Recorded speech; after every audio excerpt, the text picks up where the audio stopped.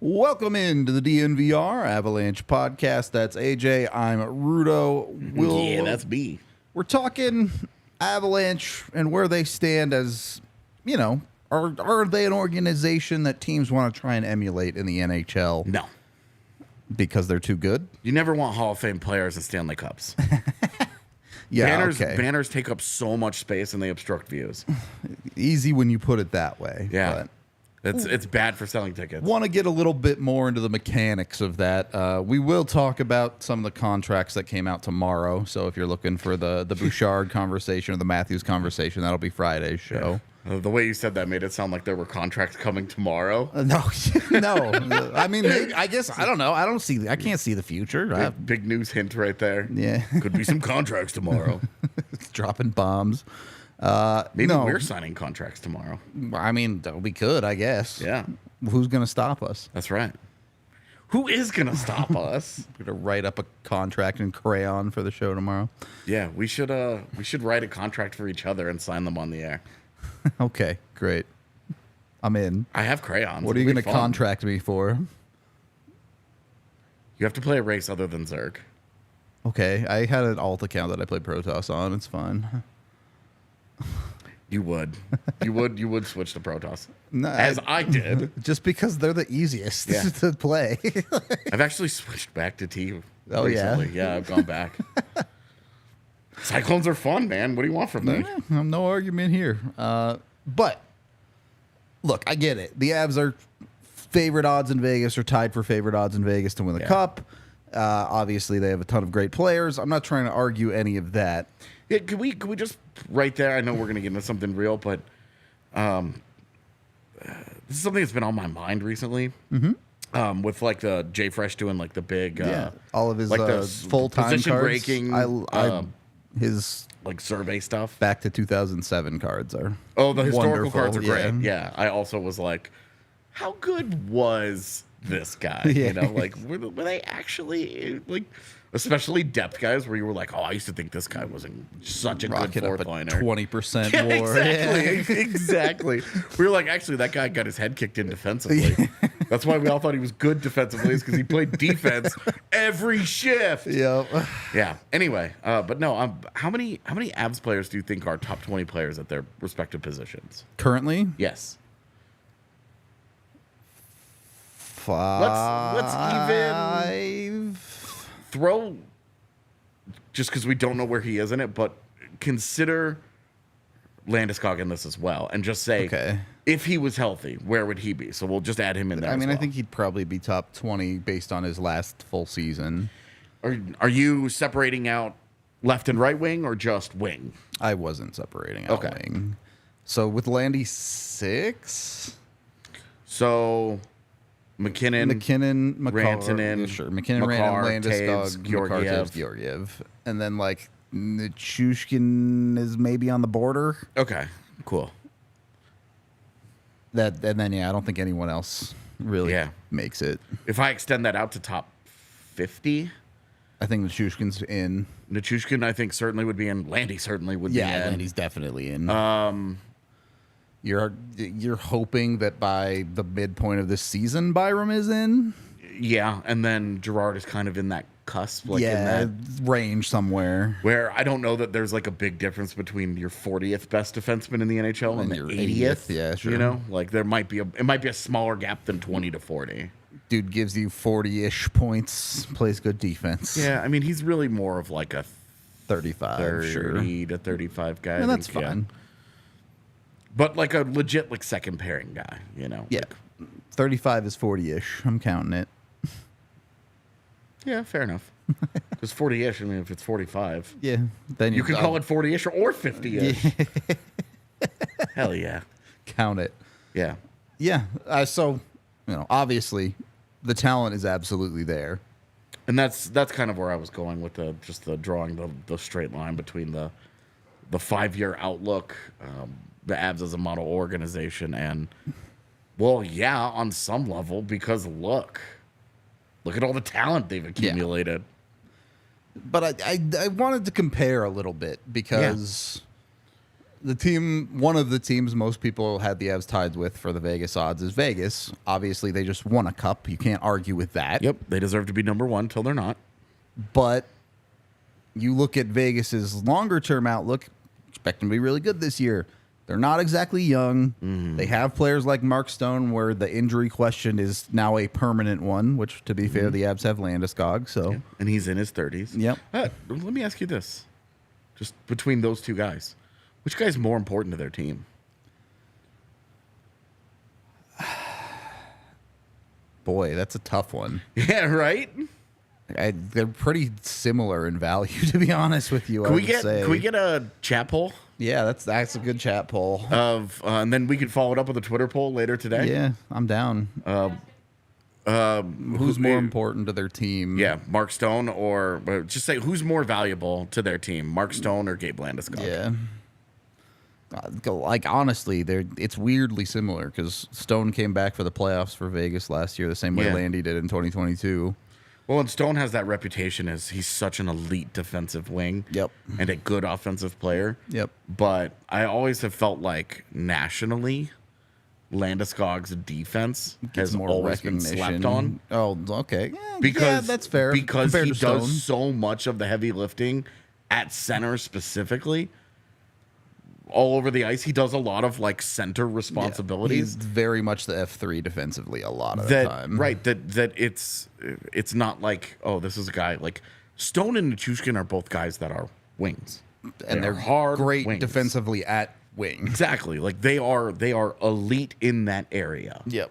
But Landeskog has always been he's done a little bit more of that. He's the jack of all trades kind of guy. So it's but also from an intangible perspective, both of them extremely important to their organizations. I mean, obviously I have a better grasp on what Landy does as captain than I do with Stone. Sure, but also like we know that guy's a really big part of their leadership group, and all that stuff. So yeah, I suspect the poll might be a little bit biased towards Gabe, given our audience, but I wonder where the injury, if people are like, well, I want the guy that's healthy, and it's like, well, Stone's not really healthy either. Yeah.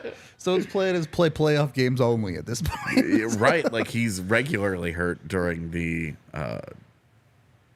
regular season, like every year. It's like, well, he had back surgery again, and you're like, okay, guess we'll see it in 4 months.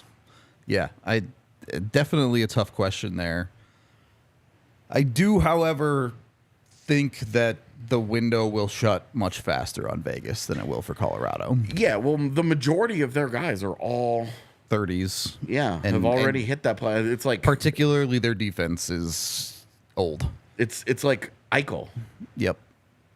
There's a very real question as to whether or not they'll even be able to keep Chandler Stevenson. He's going to get paid. He's going to get a pretty hefty raise.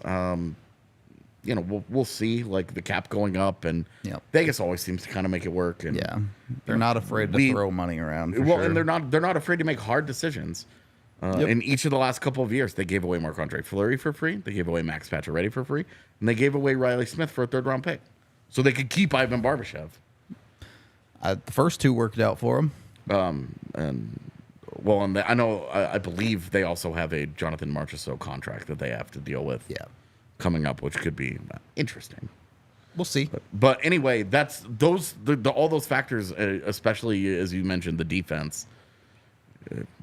It's obviously Pietrangelo and Alec Martinez are like ancient tier. You're just kind of like, hey, at this point, any productive years that you're getting out of them, keep getting decent hockey out of them. Awesome. Well, and I think especially Alec Martinez, because so much of his value is tied to shot blocking and like the rugged defender stuff. The stuff that as he continues your body getting just falls apart eventually. Exactly. Yeah. He continues getting deeper into his 30s, where them getting quality years out of him is great.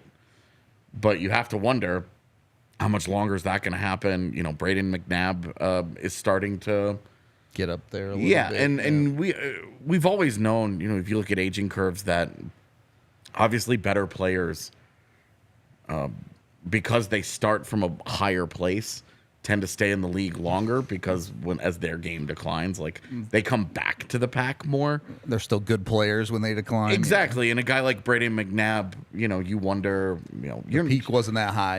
Yeah. And we're not having a conversation like, well, will Braden McNabb not even be an NHL player next year? Like, it's not like that. But when we're talking 5-year outlooks, where are they in 5 years? Yeah. There's a chance that defense is almost entirely, it's like Nick Hague, Zach Whitecloud, and who exactly? Like, it could be a lot of turnover on that defense over the next couple of years. An organization that has less first-round prospects than the Avs do, which is to say there are very few. Yeah, I guess we could probably say the same thing for Colorado, just because it's certainly not over the next 5 years. It's like up, but right now the guy that you have confidence in is Cale Makar, and because he's still signed. I don't know how many years are left on his deal, because it was so long. But Sam Girard's deal is somewhere in there, so he could be a part of that. I forgot about Shea Theodore, but yeah, Shea Theodore is great. Yeah, he's awesome in his prime. Yeah, he's kind of will become the anchor to that defense. Yes. But with the Avs, like, Taves could go in free agency. Byram. Not trying to like scare people, obviously, but like when Byram gets a 2-year deal, you know, how does it play out? Yeah. We will see. Sure. Just kind of what Byram's priorities are, and how his role evolves, and you know all the different factors that will be at play. Obviously, he's still an RFA at the end of this contract. Yeah, so. The Avs have control there, but with Sean Barron's, Josh Manson's probably gone. Jack Johnson certainly in 5 years better be gone. There's no way he's still playing for 5 years. But like Sean Barron's and Mikhail Gulyayev are guys that you're like, hey, these guys, they both could slide in, and you could slot them in onto that defense. Yep. And hell, man, if things go really well, maybe Sam Malinsky's still around. You never know. You never know how the prospects are going to pan out, and that's what makes projecting 5 years down the line hard. Of course. Well, look at the Avs 5 years ago and be like, look at their defense today. Yeah. But as they are constructed, and when you're looking at outlook, there's a couple teams in the East that I think are very interesting. Who's your favorite? 5 years from now or right now? Over the next 5 years, which one? It's hard not to really like New Jersey, man. Really? Yeah. I would have had Buffalo. It's a fair take. Buffalo has a lot of that coming in as well, but so we could just side by side them. You know, like they each have a legit 1 seed. Tage Thompson versus Jack Hughes. Yep. They each have star power elsewhere in their lineup. Yeah. It'll be interesting how New Jersey ends up shaking things out over the next couple of years. How committed they are to some of these guys. Yeah. They each have a number 1 D between Dougie and Darlene. They each have young guys that they really like between Power and Luke Hughes. Mm-hmm. And the one thing that I think Buffalo has over the Devils is Devin Levi. Yeah, the big question for the Devils is absolutely goaltending, right? So still is for Buffalo, but there's an answer to that question down the line in Buffalo, where it's like this year we're going to start to get an idea, and Levi's I think 21 or 22, so if they're right about him, they have hit. Here's the part why I like New Jersey so much over the next 5 years. Yeah, Jack Hughes, 7-year deal. Yeah, Timo Meier, 8-year deal. Yeah. Jesper Bratt, 8-year deal. You even get down below that, Nico Hischier and Andre Palat, both on 4-year deals. Mm-hmm. That's a pretty set and forget top 6 forward core right there. And not outside of Palat is the old guy there. Yeah. But I don't believe his number is so high. Like, I think that becomes a pretty palatable deal if he ends up as a middle 6 guy. $6 million through the life of that. It's $6 million. It's a little high for that, but if he continues producing in the 40 to 50 range, he'll be expensive for that job, but it won't be egregious. Yep. And then they do. I mean, so many good young players. Yeah, I obviously they're stacked there everywhere from Michael McLeod. They have Nolan Foote down there that they're still figuring out. Obviously, Dawson Mercer has been amazing for them. Dawson Mercer, they haven't gotten anything out of Alexander Holtz yet. True. Hadn't even remembered him. Yeah. Defensive side, you already mentioned Luke Hughes. They have Kevin Ball down there as well for a more defensive guy. Nemec.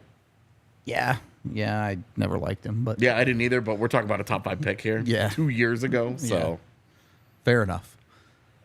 It really exciting. Does become is it Kira Schmid, is Vitek Vanacek, or do they who's gonna take that? Yeah. Well, and how differently do you feel if they package one of those goaltenders? Say they put Schmid on the block, or not on the block, but in a package for Connor Hellebuck. Right. And then all of a sudden, don't you feel like, okay, well, they are now tried and true and proven. They've got a healthy mixture of veteran presence and young guys. They've got elite players at all 3 levels, which is one of my things that I always look for on teams. Yep. I think that would vault them ahead of Buffalo. Clearly vault them ahead of Buffalo for me in the immediate. But Levi is the big wild card here that could push them forward in a big, big, big way. Because, I mean, you look at Buffalo's forward core, and it is unbelievable. Do want to get into it first. We are brought to you by Snarfs. Make sure you're going and getting your sandwiches. Were you here? Did you watch me? Yeah, you watched me eat the hot dog bacon sandwich. Yeah, I was pissed. Couldn't get one yourself? No, stop eating on the show. Yeah, well, when it's Snarfs, I can't help myself. All right? Understood. Take a bite and put it away. Eat it later. No, monster. I took one bite of that thing. I was like, I have to finish this. This is our sponsor for our tailgates, man. Yeah, they will be at the Broncos tailgate, so you can go get your this weekend, Snarfs. Right, literally. A preseason tailgate. You can get Snarfs at. I have contemplated going just for Snarfs. There you go.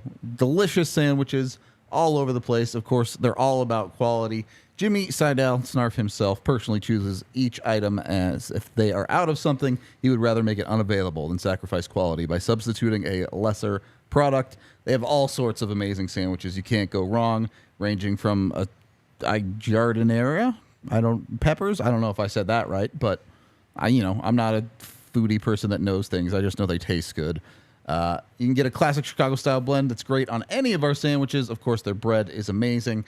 Whatever sandwiches you want, you can pretty much get them at Snarf's. If you're a burger person, they also have 3 Snarf burger locations in Denver and Boulder. So they got you covered no matter what you're looking for. In August, they have the Cubano that they're serving. They're getting it every day through Labor Day. Get it while you can. Yeah. Made with slow-roasted pork, ham, melted provolone, spicy mustard, and crunchy pickles. Yeah, I was going to say, man, a good Cubano. You take the pickles off of that thing. Leave the pickles on if you're not AJ. Yeah, I will. You can download the Snarfs app for online ordering and delivery, and you can also join Snarf Rewards.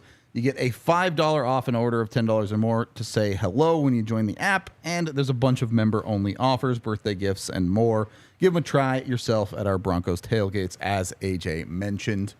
And once you've had your delicious Snarfs, make sure you're getting in on the American Raptors down at Infinity Park in Glendale. Just did TDSP there yesterday. Bam. There it is. Easy life. Mm-hmm. That is what's going on in the city right now. They've got a big old rugby tournament happening in Infinity Park right now. So you can get down there. Excuse me. You can watch, I think it's like 63 matches or some outrageous number of matches are getting played. We should actually go to this. I'm down. The weather's going to be amazing. Yeah, that Friday is supposed to cool off. I know, that's what I'm saying. So good. I don't know if I'm like a 10, like I check the 10-day forecast like every 6 hours. I don't, but my wife does. And I'm looking at the weather for the next week, and I'm like, oh my God. So we might have to go down there. Look, 25th to the 27th, $10,000 prize from 20 teams all over the world. And then on top of that, they also have the U.S. Armed Forces Championships. So they got all sorts of good stuff going on. It's such a beautiful facility. I cannot say enough about Infinity Park. It's such an awesome place to just go hang out. Tickets are just $10 a day or $20 for the whole weekend. And kids 12 and under get in for free. $10 a day? Yep.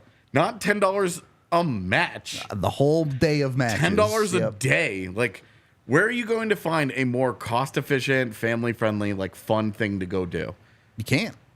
And if you're not, if you're not part of a family like me, you You just go down there with friends. And just enjoy your adopted yourself. family. Yep, exactly. I guess chosen family. I mean, legally, yeah. Yeah. Either way, if rugby's your thing, make sure to follow DNVR Rugby on Twitter. We have Colton doing the DNVR Rugby podcast, who's amazing. He gets all sorts of great guests. He's got 101 pods if you don't know what the hell's going on. Yeah. Either way, he's got you covered. Might have to crash course some of those before I go. There you go. Yeah, I kind of know the rules, but I don't know what anything's called. Well, we started getting into it a couple of years ago. Remember, we were watching them on Twitter and hanging out with the rugby community, and they were really excited, and it was a lot of fun. Yep. And we were like, the thing where they throw the guys up and they throw the ball. And yeah, it's cool. Dude, this is rugby, actually. Tell me what it's called. I don't know. Really rules. Go to AmericanRaptors.com. You can get your tickets for the tournament this weekend today. Second period of the DNVR Avalanche podcast. All right, AJ, sell me on Buffalo. Besides just Devin Levi. Well, yeah, I mean, so obviously Tage Thompson's great, but Tage Thompson, Alex Tuck. I know Jeff Skinner's a little overpaid, but he's been really, really good the last couple of years. Yep. Dylan Cousins. You know, they've had incredibly. Casey Millsat had a great year. Where he scored like all of his goals in like 2.5 months. It was wild. Very conveniently avoiding my boy Alex Tuck. I mentioned him. I did. Mm-hmm. Roll the tape. I mentioned him. So Alex Tuck, you know, there's so many guys already in the NHL, but then you look at their prospect pool, and it's not like guys in Rochester like that are like far away from being really, really productive. It's, you know, it's Jack Quinn's, Yuri Kulich type guys down there. Yeah. You know, now they just drafted Zach Benson. Like, they are loaded with forward talent. In my opinion, they need to consolidate a little bit of that talent and try to, and that's for me, that would be if, you know, a goalie or a defenseman. However they want to put it together. If Levi ends up being the truth, then you consolidate a couple of those guys and you go get another defenseman to pair with Darlene and Power, and oh my God. It's out of control. Like Buffalo, in my opinion, is a couple of good decisions away from becoming the next superpower of the league. Do I believe in Buffalo to make any good decisions, though? You know, we've been saying this for a long time, and they just keep getting a little bit better and a little bit closer and a little bit closer, and we'll see. It's proof is always in the pudding, right? It is that defense that concerns you a little bit. Yeah, like, Darlene's great. With Darlene and Power, you feel like, but after that, really good building. And Matthias Samuelsson is a good player. Okay, he's a good defenseman. Matthias Samuelsson, I would put in the same general tier as like a Sam Girard. Sure. Where you put him as kind of all through your lineup that can do whatever you need him to do. Specific things that help, and then you kind of build around him. So they need more help on that area. But when you have elite players at all three levels, you feel pretty good. You're very, very good. And right now they have elite players at two of those levels. And Devin Levi has been the best goaltending prospect over the last couple of years. Yeah. If you wanted to argue a couple of other guys like a Dustin Wolf or a Jesper Wallstedt, like fine. But I don't think Wallsted's really there anymore. I do. I mean, I think he's a top 5 goalie prospect. I'm not saying he can't be great or whatever. I just don't think he'd be the top goaltender prospect. Yeah, anymore, I would say Dustin Wolf would be the guy that I think you'd have to, because he's doing it. He's been doing it in the AHL. Yeah. But Devin Levi has been like one of those guys. Is my point here, that it's been like, for sure. That, and if they get that right, especially at his age, they are set. They are set. Yeah. Especially because they've got some of those guys, Dylan Cousins, Tage Thompson, are all young locked enough, up already. Yeah. And Rasmus Dahlin supposedly has the parameters of an 8-year, $10 million deal laid out and ready to go. Kind of like, you know, like the parameters, I believe, have been mostly agreed upon, but we'll see. So that's where the Sabres, I think, they could be so special.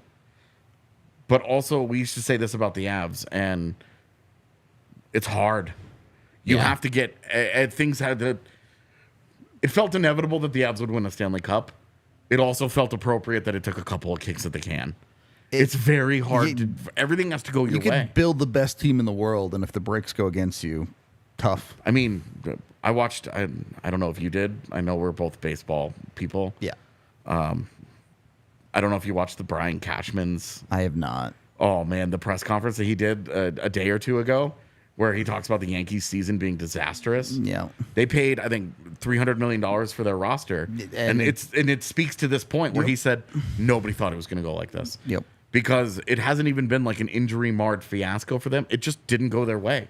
And that happens. Yep. We talk about it in our preseason previews every single year. There is always one set and forget, surefire playoff team that misses. Just because they underperform or bad luck and injury, whatever it is. Look out East last year. Both Washington and Pittsburgh. Yep. Both of them missed the playoffs for very different reasons. Washington had a horrible injury season. Pittsburgh missing was pretty egregious. Pittsburgh blowing a late season game to the Chicago Blackhawks. Yeah. Yikes. So, like, these things happen. So it will be hard. It will be hard for the Sabres. They're not entitled to it. It's not an. Of course. It's not like this is definitely going to happen. But when you look at the rebuilding teams out east over the last few years, you look at Detroit, Ottawa. A whole lot of tire spinning going Buffalo. on there. Yeah. Which of those teams has really, and I guess even, New Jersey would count too. They've been rebuilding for a long time until the last couple of years. Yep.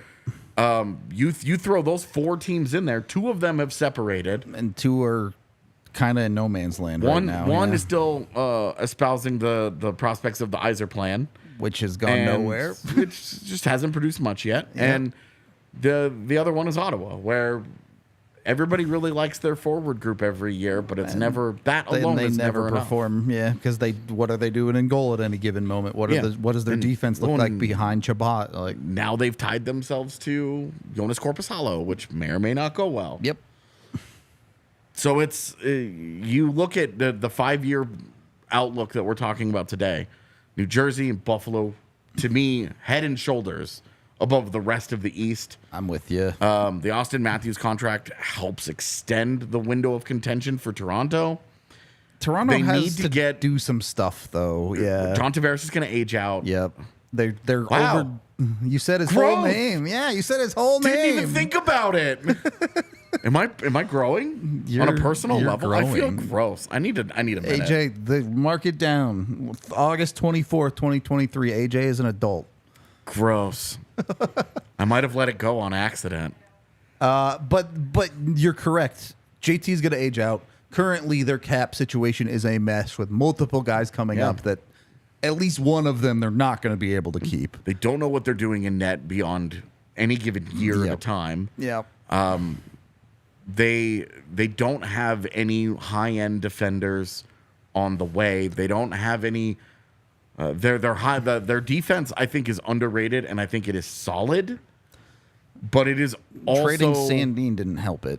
But yeah, the Sandin for Klingberg swap effectively, I think, is a big mistake. Me too.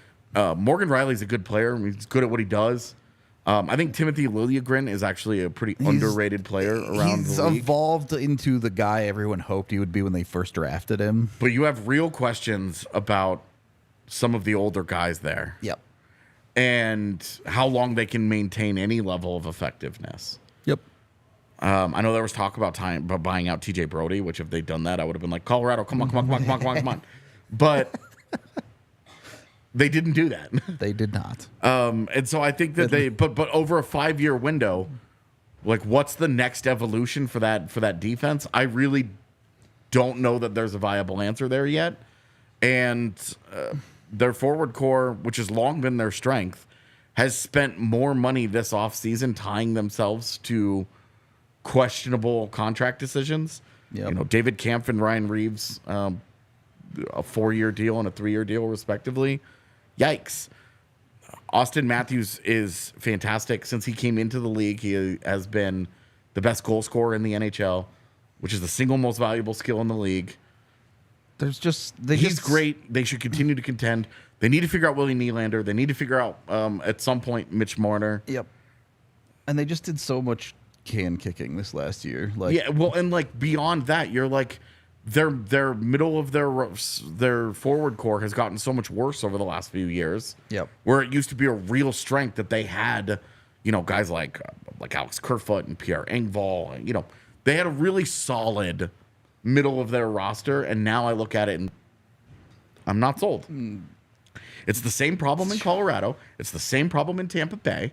It's very, very hard to maintain cost-efficient players there. Yeah, I mean, they're really, really hoping that Matthew Nyes is the truth, basically. Yeah, and like Matthew Nyes looks like he's going to be a good player, but how good? Yeah, exactly. And, moving away from Toronto, a team that has won one playoff series in 19 years, like, give me a break here.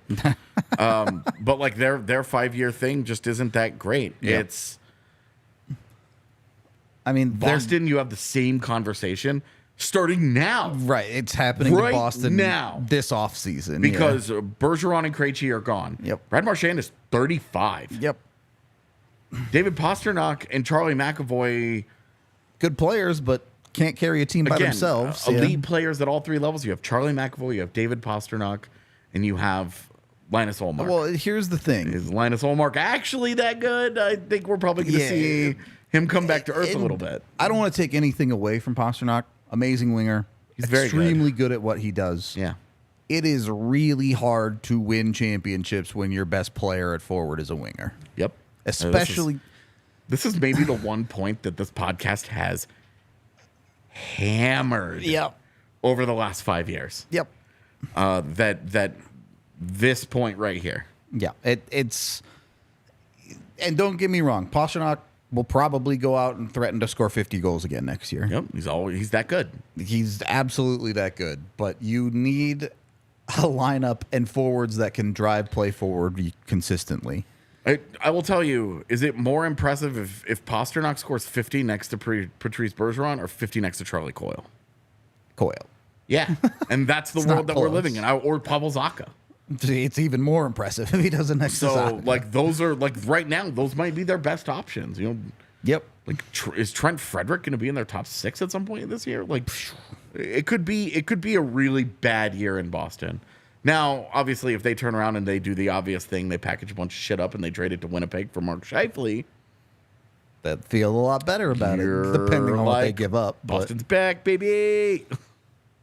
They're also about to experience the comeback of the best regular season in NHL history. Yep.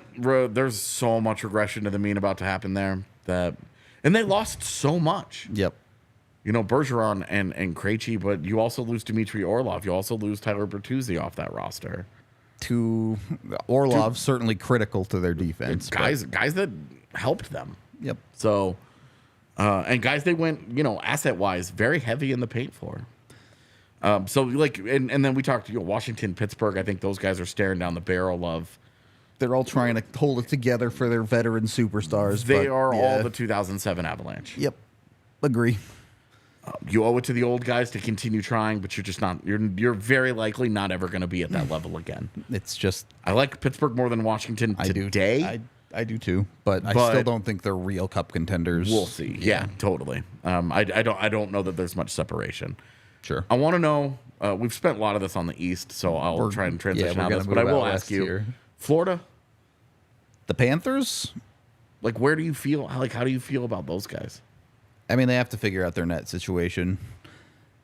I get Bob was good last year, but he's signed forever, and Spencer Knight is back now. And, if Spencer Knight can come in and really start to take over that job, and they can find a way to, even if it's retain half, but get rid of some of that Bob money, I do think that they could be in a good spot. Obviously, Tkachuk has been a revelation for them, but.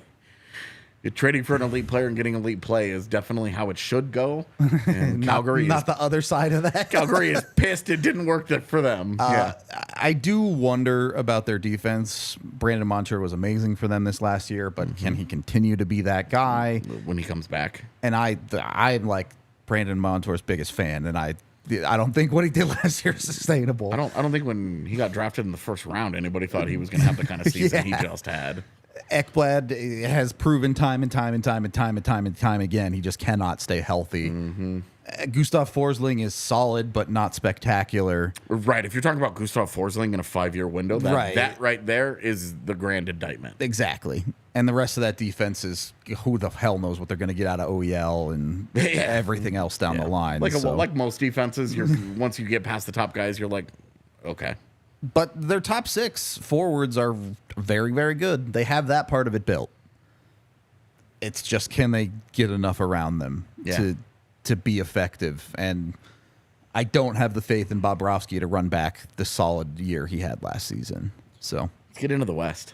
Let's get into the West right after we get into our Shady Rays. Because when you're going west, you're facing the sun as it goes down. Exactly. And you need that protection. The sun is setting on the Eastern Conference. I don't know. The era of Eastern dominance. When was that? I guess last regular season. 2 regular seasons ago. Yeah. When the Avs won the Cup. Yeah. It's all you get, East. I mean, I guess Tampa won 2 cups in a row. Does that count? Sure. Anyway, get your Shady Rays. Go to shadyrays.com. Use code DNVR when you check out. You get 2 pairs or more, and you get 50% off your entire order with that DNVR code. They've got tons of styles and designs. I've got multiple pairs. I know AJ has at least 1 pair. 2? He's got 2 pairs. Look at that. Trying to get a third as soon as I stop being lazy from getting back and I start actually be living here again. Chopping through my to-do list of life things I need to get done. One of them is to get some prescription sunglasses from Shady Rays. There you go. Rated 5 stars by over 250,000 people. Head to shadyrays.com today. A lot of people. Or if you're local, they do have a brick and mortar in the Park Meadows Mall. Get your Shady Rays. I mean, think about how hard it is to get 250,000 people to even know what your product is, let alone 250,000 people give you a 5-star. Yeah. You know you're doing something right at that point. More people like to give bad ratings than good. So if you have 250,000 5 stars to rate something poorly, have I ever gone on to and given Shady Rays a 5-star review anywhere? No. Nope. But I'm thrilled with the product. Yeah, so. They're great. This is my 5-star review right now. Exactly. Agreed. Well played. Then, if you have been injured by the Iser plan or the Shanna plan or any other plan, make sure you hit up Bacchus and Shanker at 222-2222. Okay. Yeah, that one I don't think has injured too many people. I think you're right. It hurt Tampa Bay.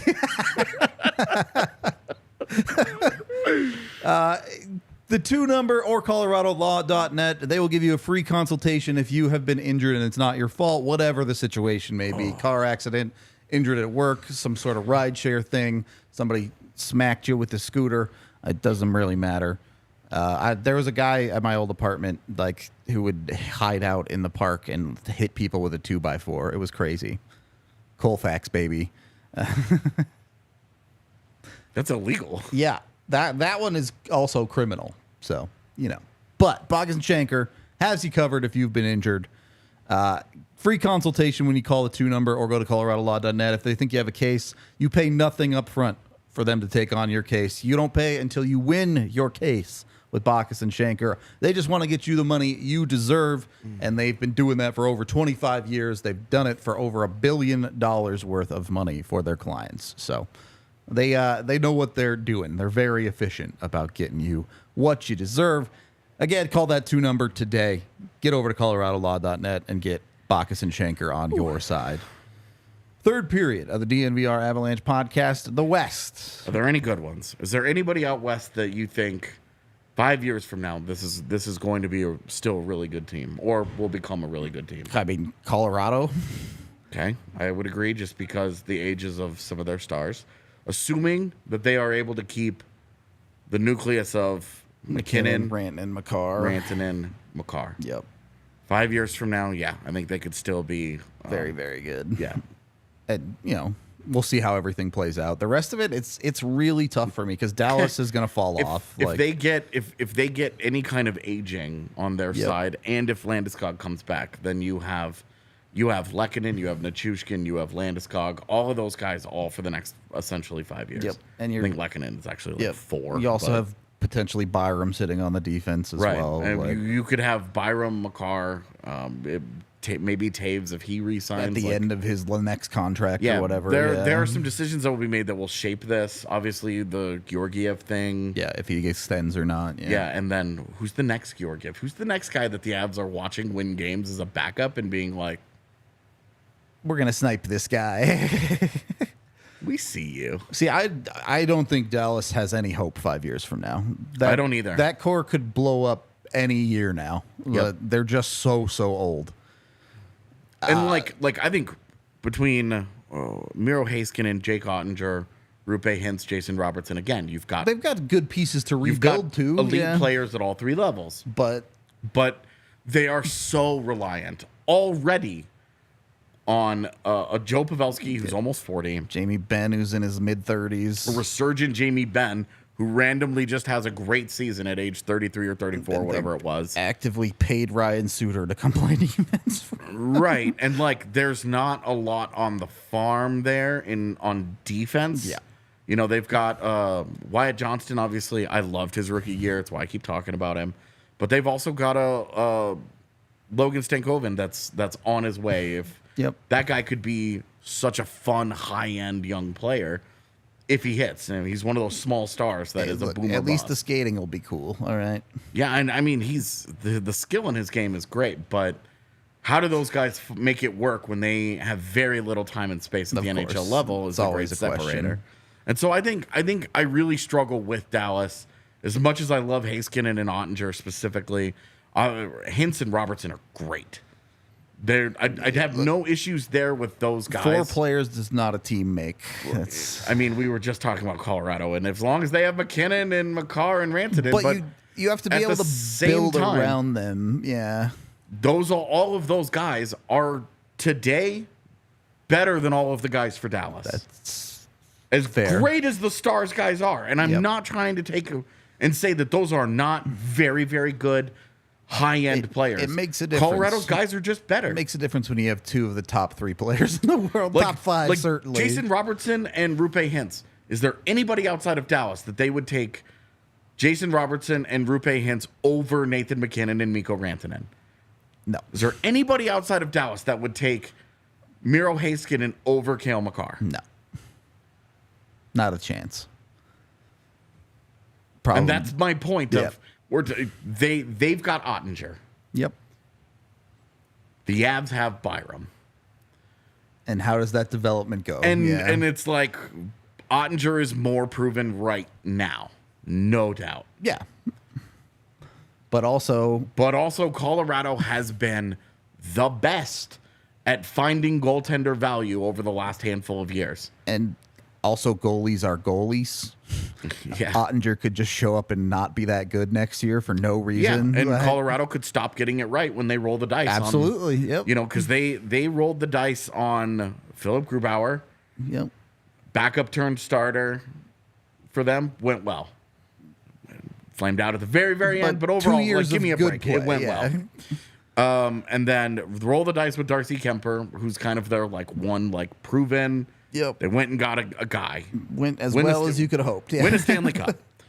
Roll the dice with Georgiev. Year 1 goes great. Yep. They've made it work at that position. And they, I think, have become a trendsetter and a model for other organizations. Look at what the Kings stop spending are doing $8 million in right net. now. Yeah. They are spending $2.5 million on the goaltending position in LA. And I think I think that Colorado's influence in that area specifically is going to be profound on competitive teams, because Edmonton has tried to do it the old school way. And it has we're going to not go worked. and get a guy. Yeah. We're going to pay him. We're gonna. That's our guy. Yep. They scream from the mountaintops, that's our guy. And then come playoff time, Jack Campbell's not playing for him. Yeah, it's tough. And it's, it's an interesting conversation, because I do think both of those teams you mentioned are interesting over the 5-year window. Edmonton, look, as long as they have Connor McDavid, they're going to be a conversation. McDavid and Draisaitl are going to eat up so much cap space that it's going to be, how do they make it work? Yep. But as long as they keep them, and as long as they continue to keep elite players, you will be in contention. Yep. So that one's interesting. LA, I think, is curious.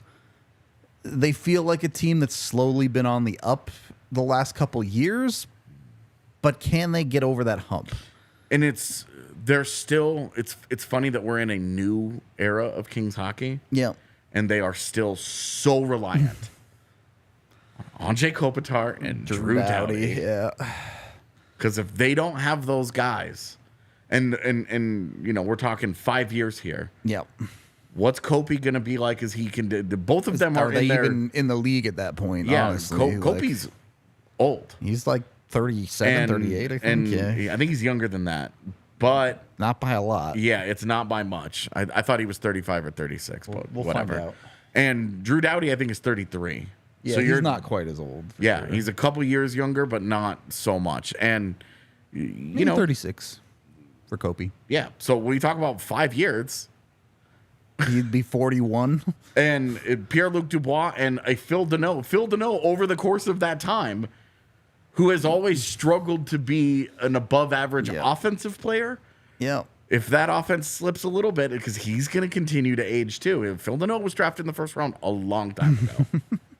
A long time ago. It's fair.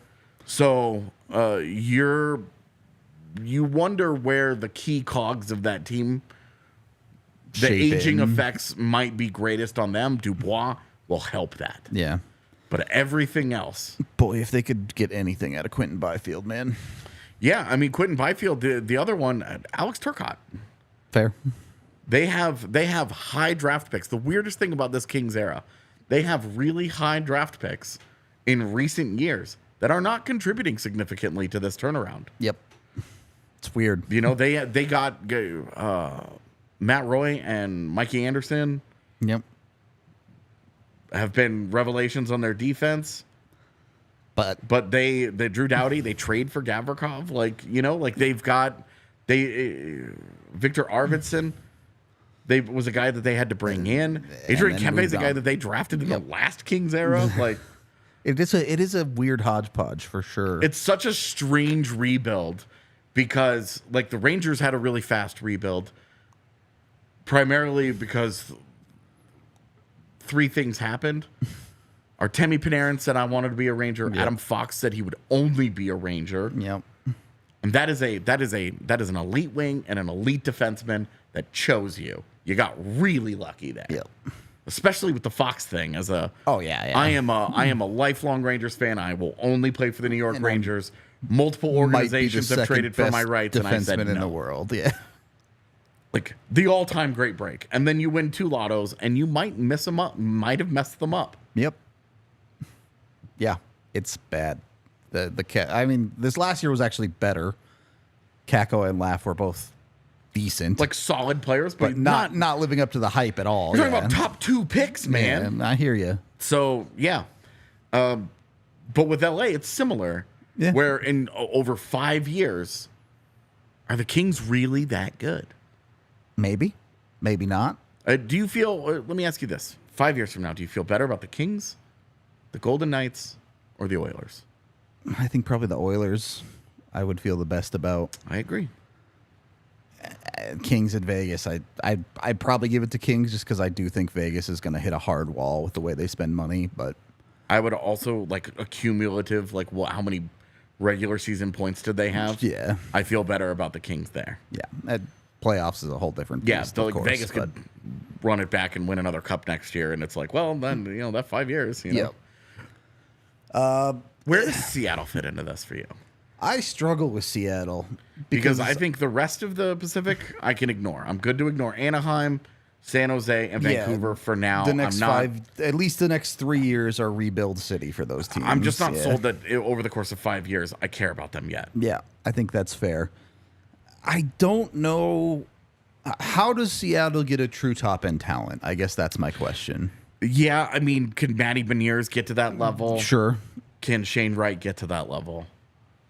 Because it's going to be hard for them if those two don't become true elite. Where you feel good is that they're not that old. It's true. They've got some, Bjorkstrand and Burakovsky and... They can get a little health there. Like Schwartz and Eberle are probably going to start getting a little long in the tooth, but they have been able to find those guys. They've been able to find quality players pretty consistently. They don't have to go to the top of the market, but they make a really good overall roster. They had good finds Adam Larson, Jamie Alexiak, and Vince Stone are all good players that they went and found and whatever.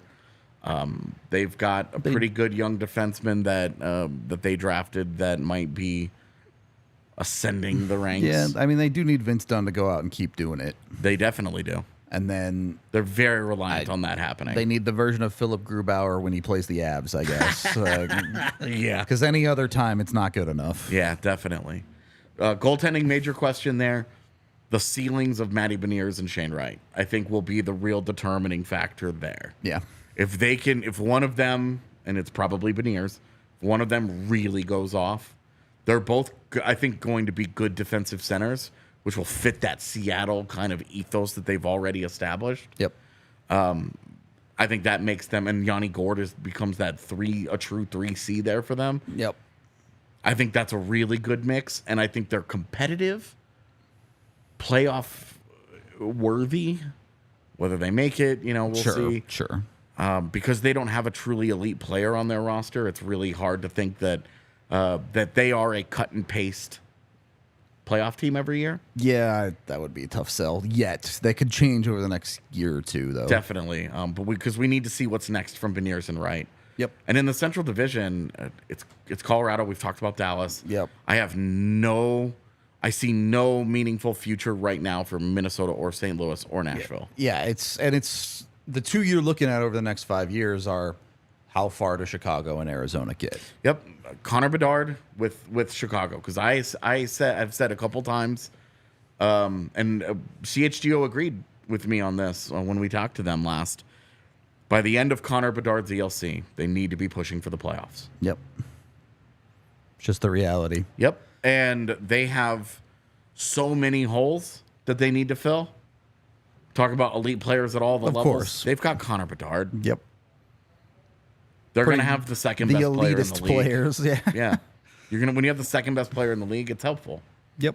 The Avs can attest to that. Between McKinnon and Makar, they've got a couple of guys that you can make good arguments. Yep. As the second best guys in the league. Arizona, they've got a lot of good talent already on hand that I like. Yep. They really need Dmitry Simashev to be a number 1D. Yep. But I think that if Logan Cooley proves he can do it this year, it's entirely for me how I feel about the Coyotes over the next 5 years is Logan Cooley. Yep. If he is a 1C, yep. If he is that guy and elevates them, I'm a believer. Yeah. If he is perfectly valid.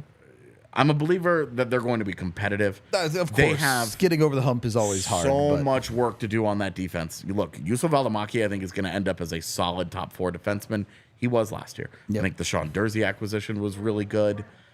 Dmitry Simashev, I think, once he gets here, has to be very, very top very pairing guy, basically. Yeah. And then I haven't mentioned Winnipeg because there's still so much in transition of they have to figure out what they're doing this year before they can figure out what they're doing in 5 years. If they keep Scheifele and Hellbuck, if they manage to Stockholm syndrome those guys into staying, I feel way better about the next 5 years of Winnipeg Jets hockey. Yeah. Defensively, continue to have question marks. Can Josh Morrissey do it again? Yeah. Beyond Josh Morrissey, is there anybody even any good? Will Ville Heinola ever get a chance? Or does the Avalanche dream live? The Avalanche dream lives. If they don't Stockholm syndrome those guys, it's very dependent on the return. It could potentially be blow it up territory. Because, and I think that what the Dubois deal signaled is they don't have an appetite for that. Yeah. They might want not NHL have a choice, players. though. For me, the reason why Scheifele and Hellbuck haven't been dealt is because they don't want futures. They want a Devin Levi in return. They want an Akira Schmid in return. A guy to come in and be a number 1 goaltender may not be as good as Hellbuck, but could take the job for the foreseeable future. And great if they can get that, but at a certain point, the conversation might become futures or nothing. Yeah, totally. Where if you get to the deadline and you're like, they're not going to stay, we're not in a playoff position, whatever. Point is, what they make, those decisions will determine a lot of that 5-year outlook. Where the Jets right now, it's just question mark.